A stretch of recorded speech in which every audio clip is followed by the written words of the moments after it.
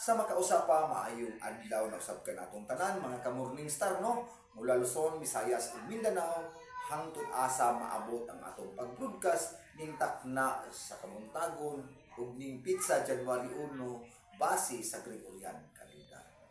So mga ka-Morning Star, ato ano sang pagaduki-dukiyon ug ato na sang pagahimayon sa makadaghang higayon nga kining usa ka topic karon kan usaron ka matawag nato kini nga daghan kayo ang musupak niini tungod kay sila ang ginatawag mga panatiko o mga panatik ayo sila kung unsa ang gipakaon unsa ang gibutang silang isip mo kana ang ilang ginatuhuan.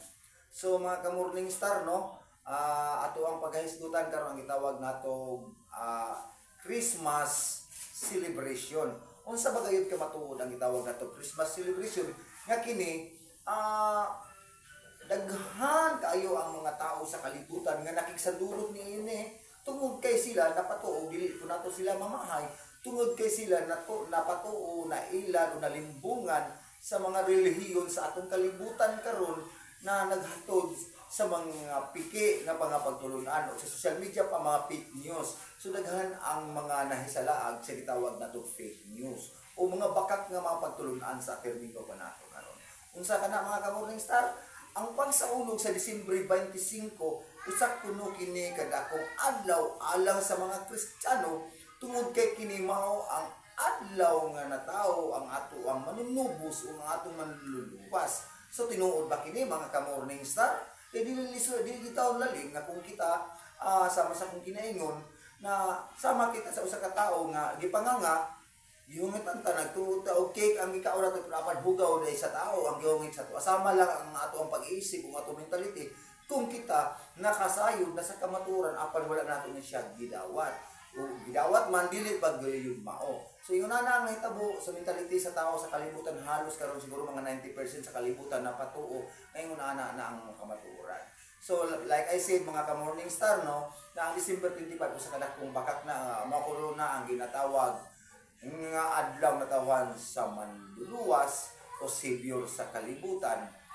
So kung ato pa nagduki-dukiyon ug ato paghimayon ang mga balasahon o mga karaang scroll lagi pamatud-an sa ilahang dagkong mga pundasyon sa ilang relihiyong Kristyanismo na diin ang gitawag nato Christmas celebration December 25 usa ka nakadakong pagpamatuod sa mga scriptural nila nga dili day ang atong manluluwas ang gi-refer ana in the first place gyud tungod kay ang nahitabo ang konsepto nga birthday celebration sa ato ang manluluwas usa kini ka konsepto nga gikan ngadto sa mga pagano nga sa gitawag nato Dios sa mga Romano nga si Mitra, the son of God o the Sol Invictus mao kana nagasaulog og December 25 birthday ni Sol Invictus nga si Mitras. So gikabit nila kini sa relihiyong Kristiyano ngadto sa kapanganakan sa ato ang manluluwas nga ginatawag sa mga Kristiyano og Jesus Christ. So otherwise mga ka-Morning Star no, so term nga Jesus Christ ato na siyang i-vlog next video, but we are concentrating matter about the birth of our Savior. So mga ka-Morning Star no, ang December 25 is dili diay na mao ang ginatawag dito kapanganakan sa ato ang manluluwas. Kana diay siya mga ka-Morning Star no, gikuha lamang kana ngadto kang Mitras nga nagsaulog og December 25 nga Dios sa mga paganong Romano hangtod gikabit nila. Kinsa man ang nagkabit yana na mga pagtulunan mga ka-Morning Star ato ka ng vlog next video kung kinsa ang utok ni anang tanan nga isangpot sa pagkailad sa mga tao sa kalibutan. So like I said, we are concentrating this matter nga ato ang topic. So mga ka-Morning Star, ako dili ko maatik anang gitawag nato mga Christmas party, mga Christmas season tungod kay kana mga pagtulunan nga gikan sa romance o kita nakabalo ang mga romance mga pagano. So mga ka-Morning Star no, kung ikaw isa ka tao nga relihiyoso, isa ka tao nga nagsunod nga dapat ka magsunod sa pagtulunan sa atong labang makagagahom, musunod ta what is the truth.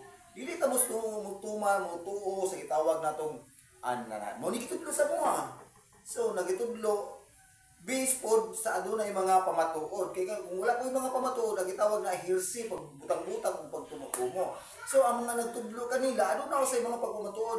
Pero ang pangutana mga kamurning star, ang ilang mga pamatuod nga gidulitan, applicable ba kadto sa mga nangitabo sa una o sa mga karon. So nagkaroon ng dili sila coincide. So nagkaroon og conflict.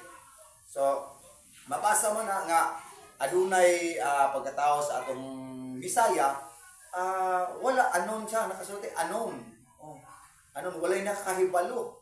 So but ang other sect and denomination in our group is determining nga nagatumbok sila nga December 21 is a big lie. Mga kamorning sa usa ka dakong baka kana. So kung kita nagapadayon sa pagtuo nga ang Disyembre 25 ang adlaw na tawhan sa ato ako nung manluluwas, ikaw nagsunod sa dili tama nga pagtulunan. Ang maayo kanato mga kamorning star mo gawas na mo ana na mga pagtulunan nga nagtudlo kaninyo nga mo ang Disyembre 25 mo ang adlaw sa ato ang kapanganakan sa atong manluluwas. Hawa mo diya kung nagtudlo sila ana. So ang ingon dito anon, walay nakahibalo kanus ana tao. Ang ingon lang dito na tao dito sa pasungan sa lawganan sa baka, kana lang, pero wala gibutang nito, wala gi-state kung what is the exact date na our Savior born. Diba? Mga kabunang star, no? So, kung may mga komento sa ako mga video, so please comment down below. So, ana lang ako kasulti sa inyong tanan, mag-amping kita sa mga bakakong tao nga nagwali-wali sa atong palibot, aron kita patuhuon o mga pasalaan kini sa atong kalag, pag-abot sa adlaw sa paghukom. Shalom.